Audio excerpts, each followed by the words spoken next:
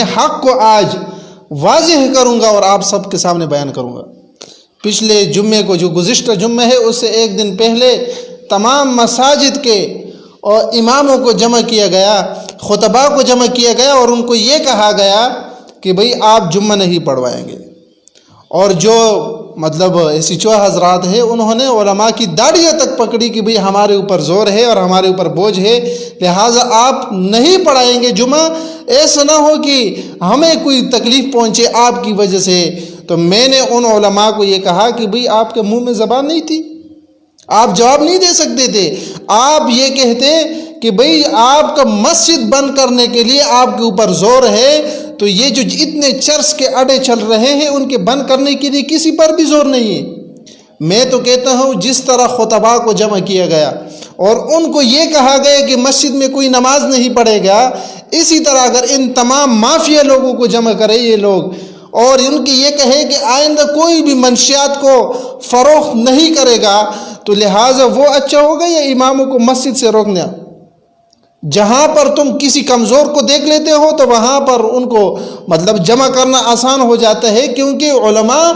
اس معاشرے کے لاوارث لوگ ہیں اور ان کو کوئی پوچھنے والا نہیں ہے۔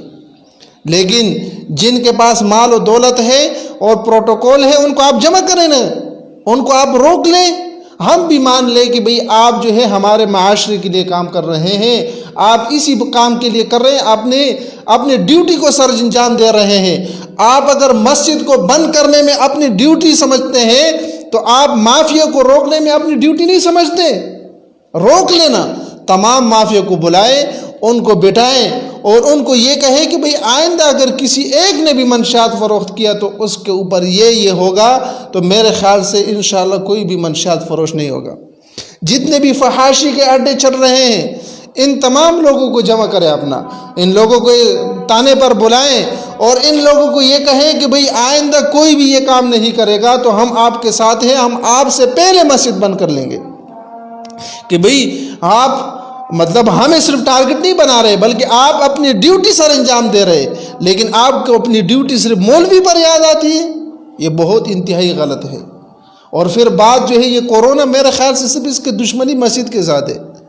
کسی اور یہاں جہاں راشن تقسیم ہوتے ہیں تو 500 لوگوں کا لائن لگا ہوا ہے، اور اس دن جو ہے ایک عورت بھی مری رش کی وجہ سے، وہاں پر کسی کو مطلب کورونا یاد نہیں ہے۔ احساس پروگرام کے نام سے لوگوں کو جو ورغلایا جا رہا ہے وہی بے نظیر کے پیسے اٹھا کر دیے جا رہے ہیں،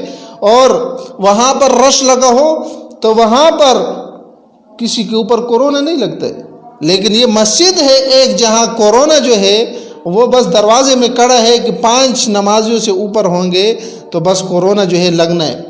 تو لہٰذا خدا کے لیے ہمیں بیوقوف نہ بناؤ اور خدا کے لیے علماء کو اور تنگ نہ کرو، اور پھر ان کی ایسے پاگلوں کی طرح باتیں، بیوقوفی کی طرح باتیں کہ بھئی امام کو کہا آپ لوگوں کو نماز سے روک لے۔